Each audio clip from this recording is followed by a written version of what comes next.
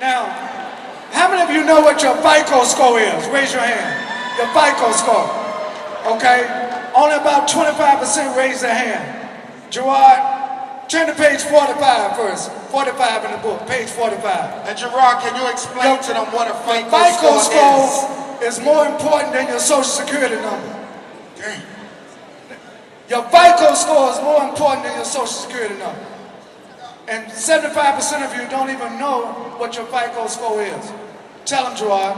The straight up, answer to that is that when you see your FICO score, the higher that number is, what it tells people is that you have a higher likelihood of paying them back. If the score is low, that tells them that it's a lower likelihood of you paying them back. And so if you notice on this page, on page 45, it talks about the 3 credit bureaus, Experian, TransUnion, and Equifax. I want to hip you to something. Every American in the United States has the opportunity to get a copy of their credit report and from there get a copy or know what their credit score is.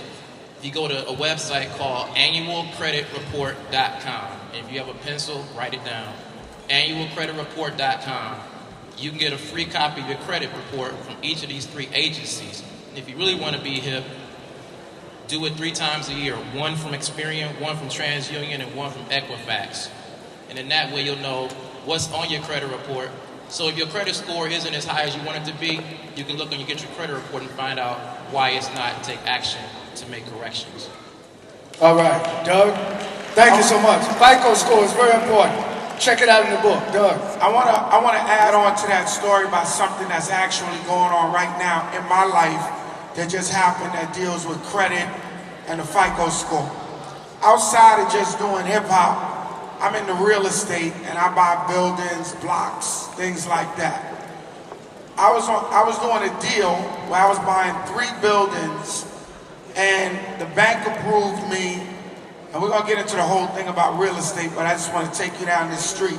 The bank approved me and everything was cool because I had a credit score over 700. And my credit score was over 700, but it wasn't always like that because I had to clean up my credit. There were things that happened that I had to take off because sometimes you have things that have happened in the past and they leave it on your credit report. So sometimes you have to call or get somebody that can take those things off because if you paid it, you shouldn't be penalized for something that you already paid. So to make a long story short, I was getting ready to close the deal on one of the buildings last week.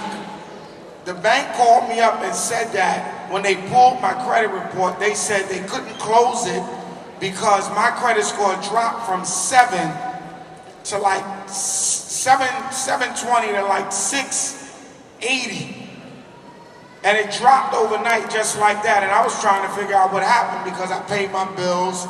I don't have a problem paying my bills. I know how important it is, especially in real estate.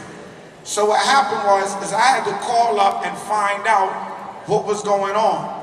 I bought a car. I bought a brand new car. When I bought the car, the owner of the car company supposed had paid the first month because he gave me the car and the seats was messed up. So I told him I'm not paying for the car and the seats is messed up. So he didn't pay it. So when he didn't pay it, they wrote it down on my credit report as if I had a delinquent payment. So what I had to do was get the guy at the car company to call up to the company and get all of that straightened out, send letters and all of this type stuff.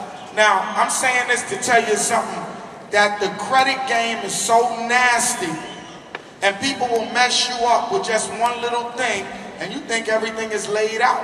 Now there's things that can happen which is called like quick recovery, and around 72 hours, person can send in a letter and your credit score could go back up. But the deal is that it's so important for you to study this credit, for you to watch what's going on with your credit.